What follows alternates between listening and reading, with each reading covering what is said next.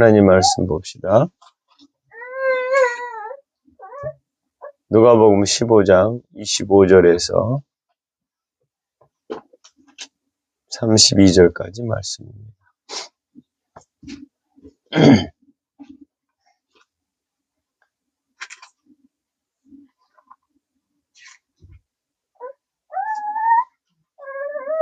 누가복음 15장 25절에서 32절 말씀을 읽겠습니다.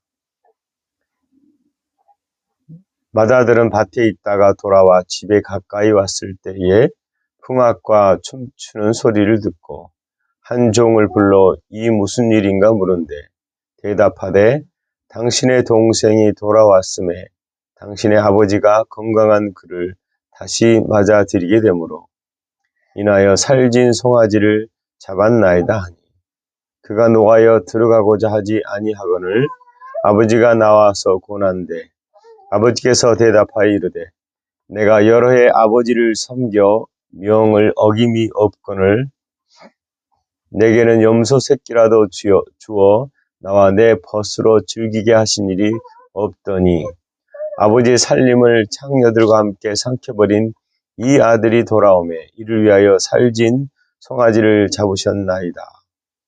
아버지가 이르되 예 너는 항상 나와 함께 있으니 내 것이 다 내 것이로다. 내 것이로되 이 동생은 죽었다가 살아났으며 내가 잃었다가 얻기로 우리가 즐거워하고 기뻐하는 것이 마땅하다 하니라. 하나님을 향한 삶에 대해서 나누겠습니다. 두 번째 우리가 우리의 정체성이 두 가지가 있다라고 얘기했습니다. 하늘의 정체성과 땅의 정체성을 얘기했습니다. 이 땅에서 느껴지고 보여지는 정체성, 즉 거듭나지 않은 정체성을 가지고 대부분 삽니다. 그러나 거듭난 뒤에 거듭난 사람들은 하늘의 정체성을 가지고 살아야 된다. 내가 보여지고 느껴지는 현재의 삶의 현실을 기반으로 둔 정체성이 아니라 하나님께서 새롭게 거듭나게 한 나를 뭐라고 말씀하시는지를 말하는 아버지께서 우리에게 생명을 주시고 그 생명으로 살아가는 정체성을 얘기했습니다. 오늘은 또 정체성과 관련해서 우리의 죄의 문제 그리고 회개 그 다음에 둘째 아들에 대한 얘기를 좀 하고 싶어서 말씀을 준비했습니다. 여러분 죄가 뭐죠? 죄라는 것은 헬라어로는 하마르타이라고 얘기합니다. 하마르타이. 근데 우리는 죄 그러면 무슨 범법을 했거나 죄 유치장에 가는 그런 쪽으로 생각을 합니다. 물론 유교권에서의 그리고 불교 문화권에서 죄는 도덕성과 연결을 많이 합니다. 그러나 어느 사람을 막론하고 너 죄인이야 라고 말하면 되게 싫어합니다. 그런데 반대로 많은 그리스도인들이 하나님 앞에 나아가서 나는 죄인입니다 라는 고백을 합니다. 거듭난 그리스도인들조차 이 고백을 서슴하게 하죠. 여러분 우리가 하나님 앞에 나아가서 하나님 나는 죄인입니다 라고 하면 하나님이 기뻐하실까요? 이렇게 고백하는 게 옳다고 봅니다. 우리는 의인이 되었기 때문에 하나님의 자녀인데 우리가 아버지 앞에 범죄했습니다. 죄를 저질렀습니다. 라고 하는 게 마땅한 고백이라고 생각을 합니다. 우리는 거듭났고 더 이상 죄인이 아닙니다. 그러므로 아버지의 생명으로 태어난 자들은 하나님 앞에 나아가서 아버지 내가 죄인이로소이다 라는 것보다 아버지 아들인데, 아버지 자녀인데, 제가 아버지 앞에 의롭지 못한 삶을 살았습니다. 저는 아버지 앞에 범죄한 인생임을 고백합니다. 라고 하는 게 맞는 거듭난 그리스도인의 고백이 아닐까라는 생각을 합니다. 왜냐하면 하마르타이라는 것은 관계에서 벗어난 상태를 말하는 거거든요. 우리가 날마다 말씀을 연구하고 도덕적인 삶을 살고자 노력했지만 관계에 있어서 형편없던 바리새인들을 향해서 예수님은 독사의 자식들아 라고 말했습니다. 이 말은 죄가 단순히 율법을 범하는 차원이 아니라 하나님과의 관계에서 하나님의 생명 없는 삶을 사는 것, 그것이 곧 죄와 관련이 있다라는 것입니다. 물론 그리스도인들이 의롭고 거룩하게 됐지만 죄를 짓고 나면 관계가 소홀해집니다. 그래서 우리가 아버지 앞에 이 관계 소원과 문제에 대한 것으로 인해서 죄로 인해서 생겼던 불미스러운 하나님의 응답이 사라지고 멀어지고 관계가 소원해지는 것들에 대해서 염려하셔서 속히 회개하라라고 말하는 것입니다. 삶의 우선순위에 대한 문제는 결국 죄와 관련이 있습니다. 죄는 단순히 어떤 일을 저질렀다라는 차원이 아니라 영적인 것과 깊은 관계가 있다라는 겁니다. 사사기 2장 11절에 보면 이스라엘 자손이 여호와 앞에 목전에 악을 행하여 바알을 섬겼다라고 말합니다.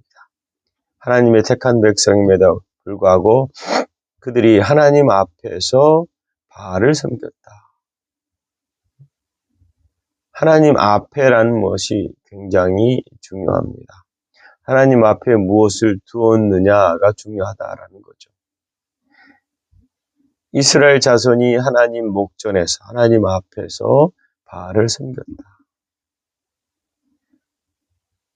우리가 이런 것들이 우리를 유익하게 할 거다라고 생각하는데 그 유익하다고 생각하는 것들이 허상이다라는 겁니다.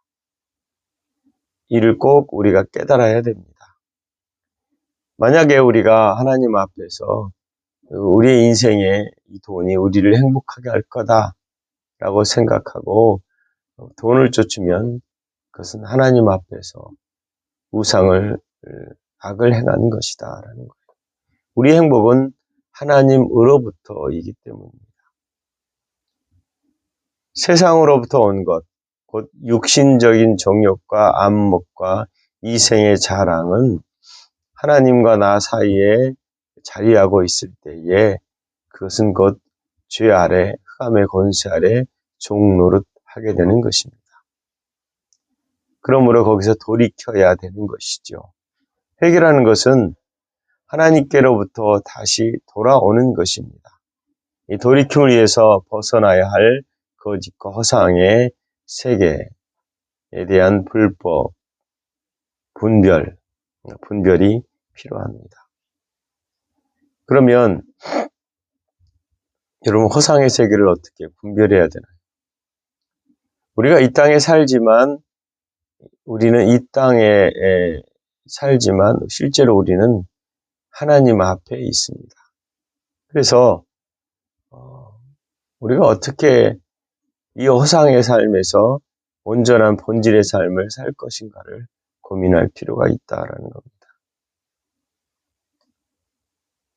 로마서 1장 28절에서 31절을 보면 또한 그들이 마음에 하나님 두기를 싫어하며 하나님께서 그들을 그 상실한 마음대로 내버려 두사 합당하지 못한 일을 하게 하셨으니 곧 모든 불의, 추악, 탐욕, 악의가 가득한 자요, 시기살인, 분쟁, 악독이 가득한 자요, 수군수군하는 자요, 비방하는 자요, 하나님께서 미워하시는 자요, 능욕하는 자요, 교만한 자요, 자랑하는 자요, 악을 도모하는 자요, 부모를 거역하는 자요, 우매한 자요, 패악한 자요, 무정한 자요, 무자비한 자라라고 말합니다.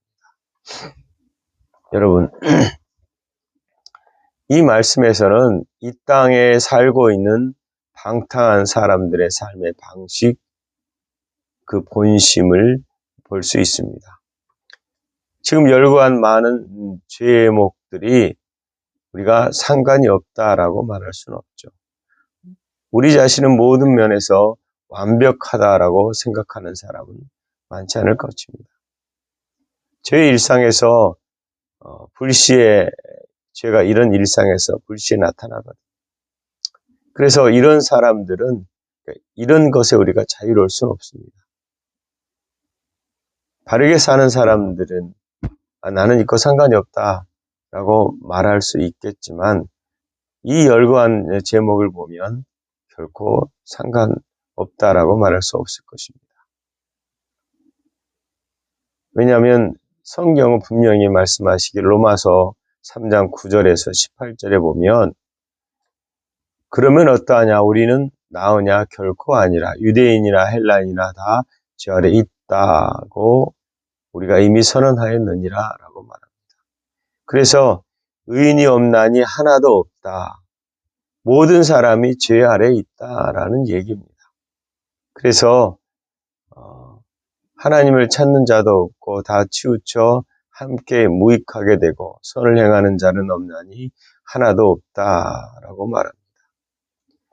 그들의 목구멍은 열린 무덤이요 그 혀로는 속임을 일삼으며 그 입술에는 독사의 독이 있고 그 입에는 저주와 악독이 가득하고 그 발은 피 흘리는 데 빠른지라 파멸과 고생이 그 길에 있어 평강의 길을 알지 못하고 라고 말합니다.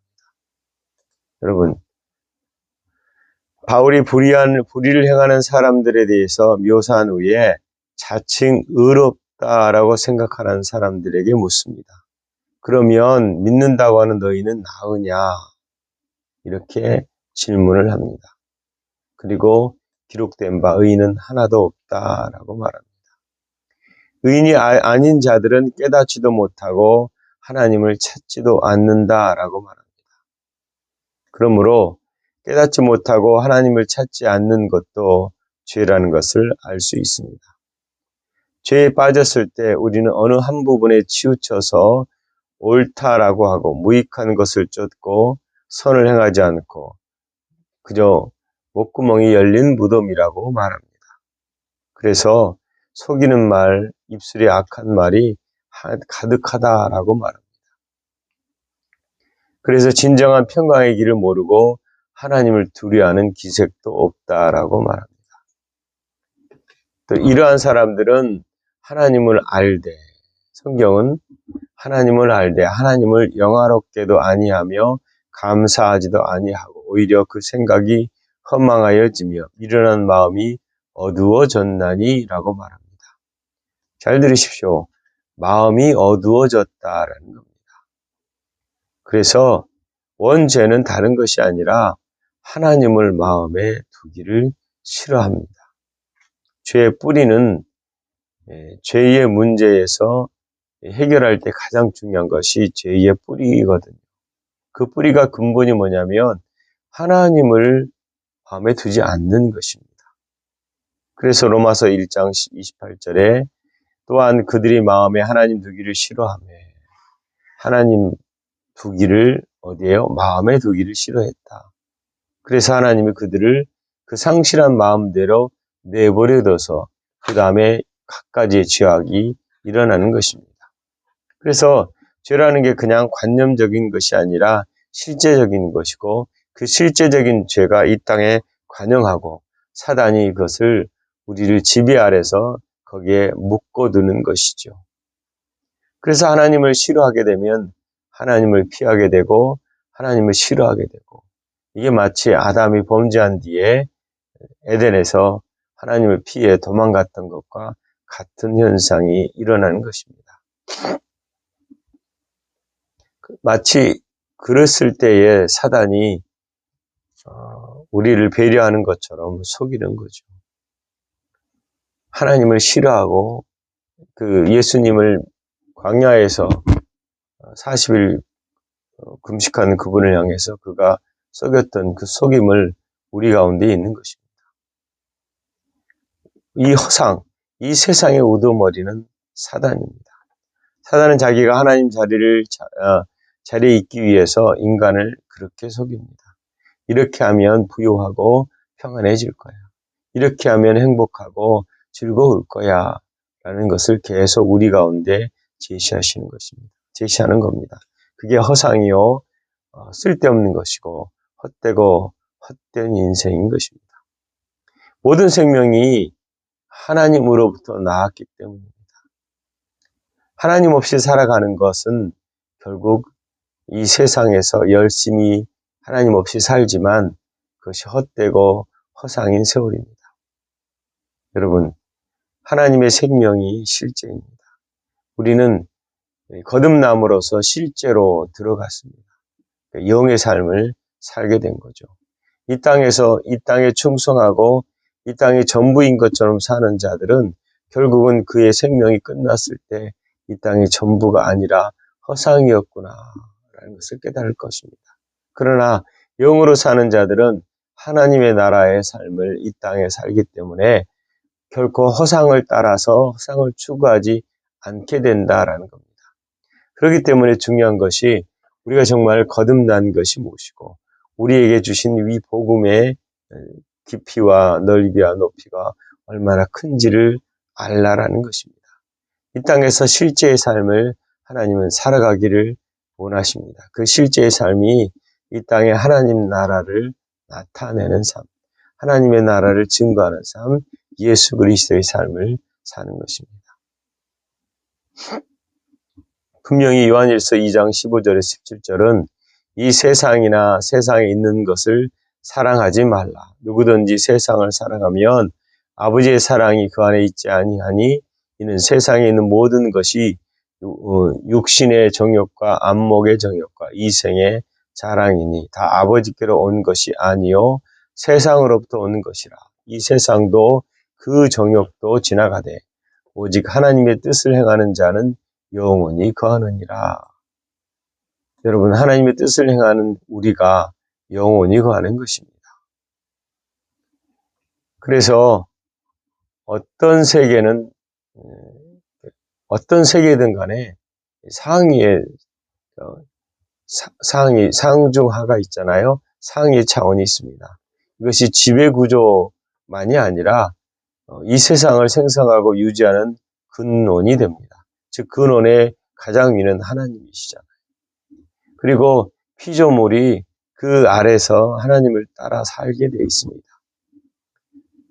그래서 이 세상을 존재케 하신 창조주 하나님이 가장 위에서 계신다라고 볼 수 있습니다.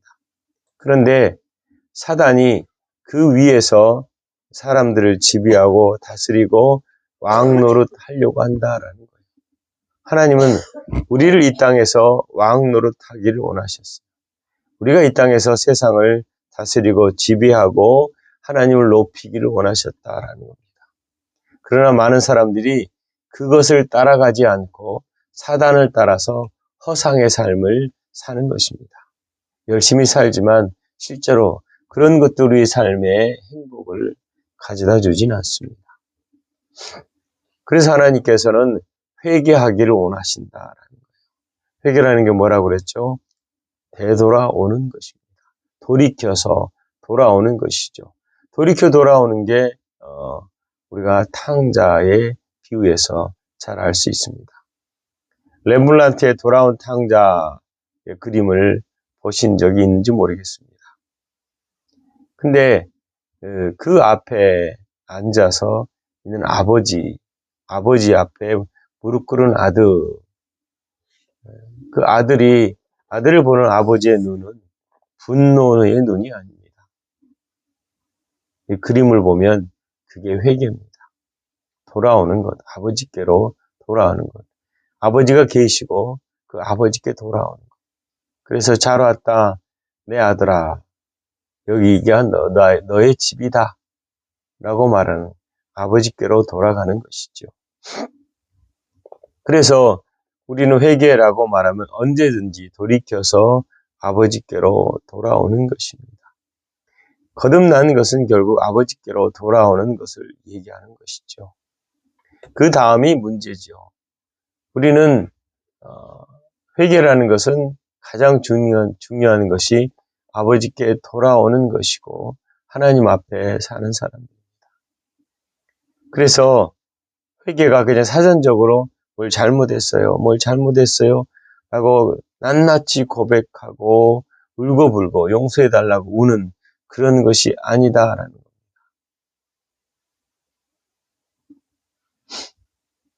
아버지가 계신 곳으로 돌아가는 것, 그게 회개입니다.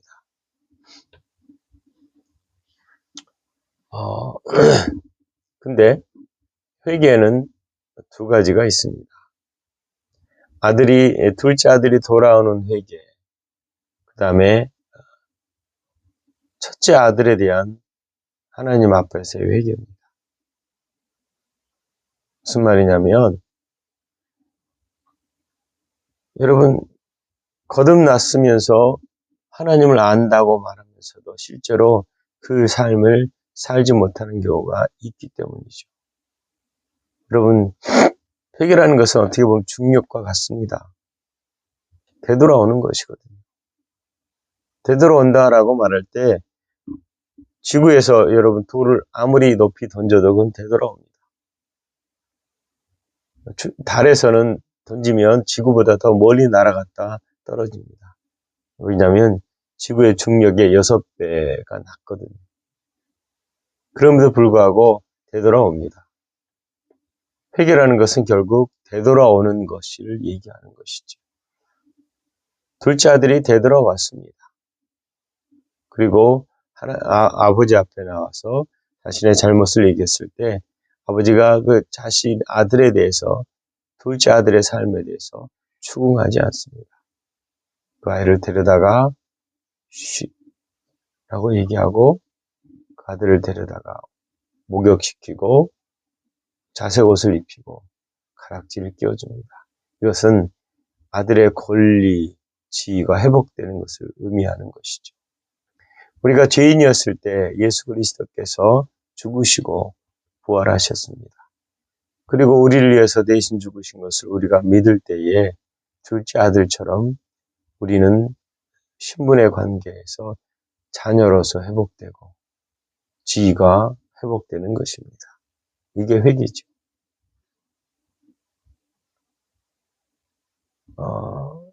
두 번째 우리가 볼 것이 큰 아들의 회개입니다. 큰 아들의 죄는 아버지 집에 있으면서도 아버지와 하나도 닮지 않은 죄입니다. 그런 아버지 집에 있으면서도 정작 그 풍요를 누리지 못했다. 그리고 사랑할 줄도 몰랐다라는 겁니다.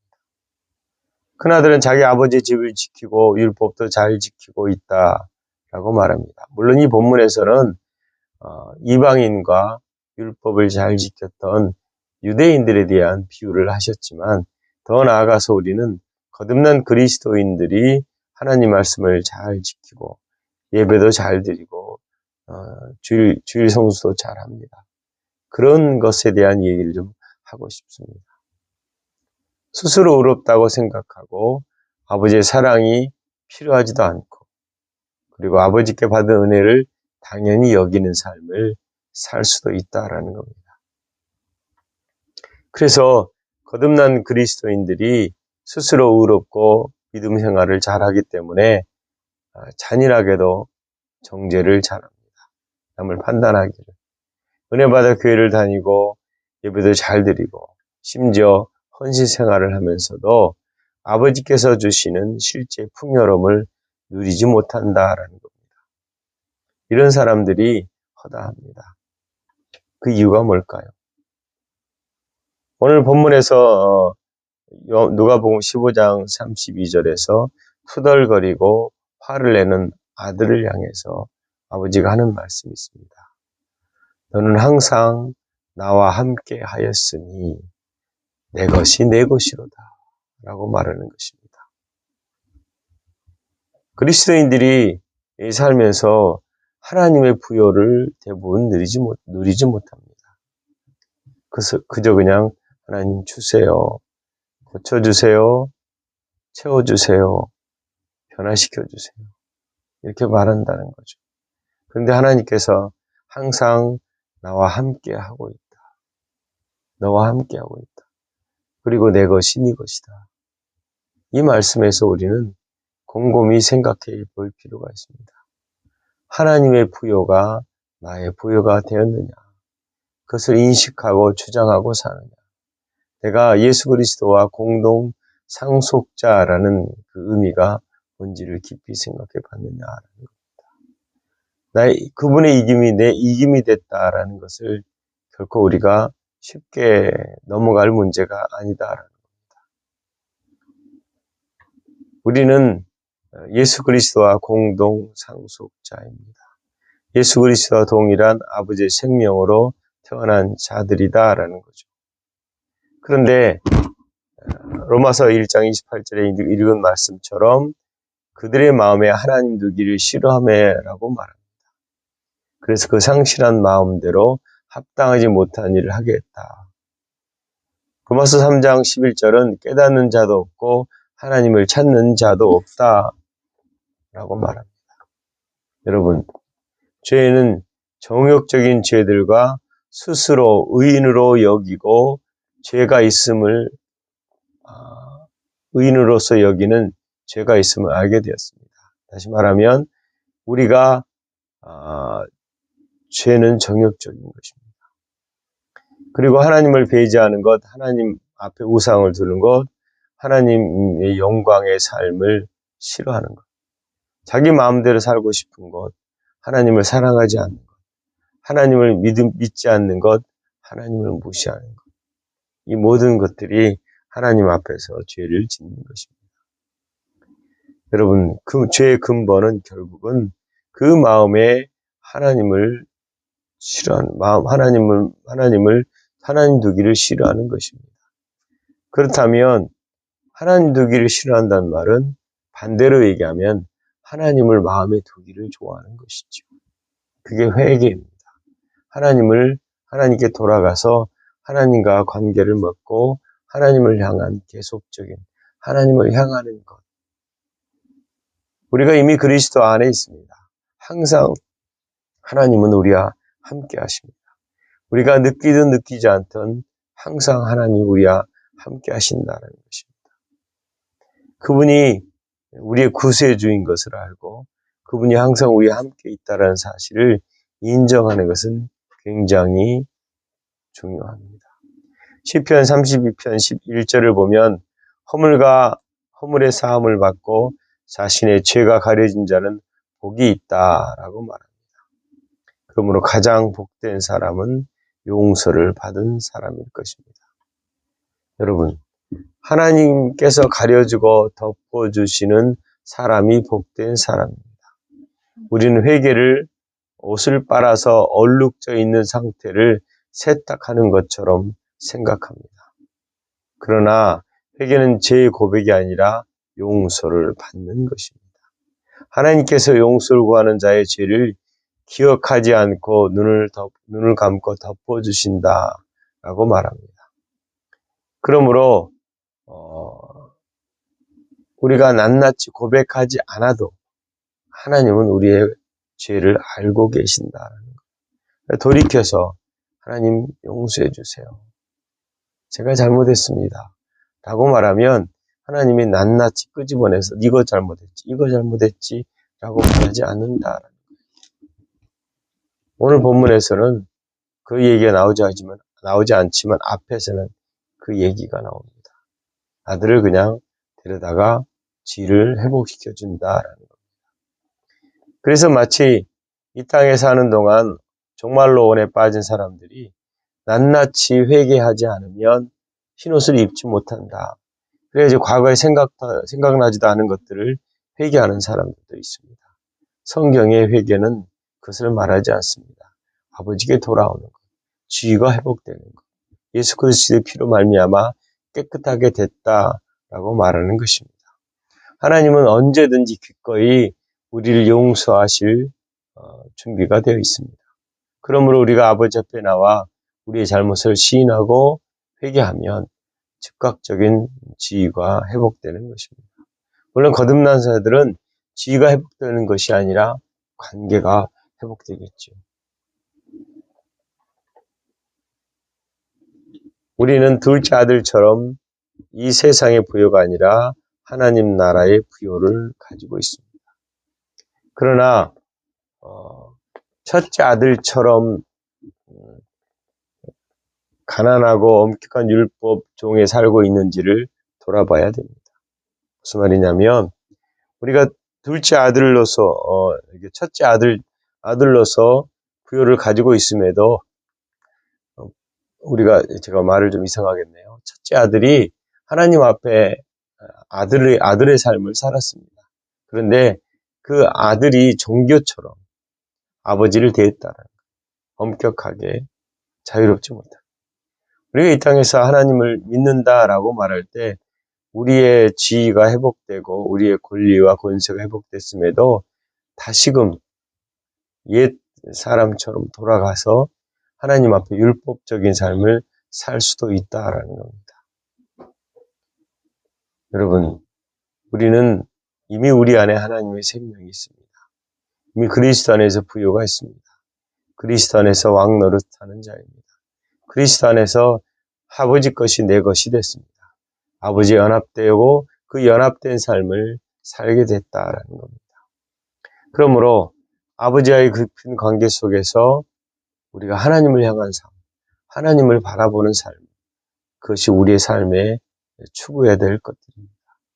이미 부유한 자요, 이미 깨끗한 자요, 이미 부족함이 없는 자요, 이미 그리스도 안에서 온전한 자입니다. 여러분, 이 하늘의 정체성을 두고 끊임없이 하늘의 삶을 이 땅에 살기를, 그런 그리스도인 되시기를 예수 그리스도의 이름으로 축원합니다. 기도하겠습니다. 하나님, 우리를 사랑하여 주시고 우리를 그리스도 안으로 부르시고 그 안에서 아들의 삶을 살게 하셨습니다. 아버지 앞에 돌이켜 돌아온 회개의 삶을 사는 저희들이 이미 예수 그리스도 안에서 우리에게 주신 그리스도 안에서의 부요와 온전함과 지혜로움과 사랑스러움이 우리 것인 것을 알고 이 땅에서 그것을 드러내는 삶이 있게 하여 주시옵소서. 날마다 우리 가운데에서 성령께서 계시하시고 우리가 이 땅에서 하늘의 삶을 어떻게 살아갈지를 가르쳐 주시옵소서. 아버지, 우리를 건강한 자로 부르시고 지혜로운 자로 온전한 자로 부르셔서 감사를 드립니다. 영광 받으시옵소서. 예수님 이름으로 기도합니다.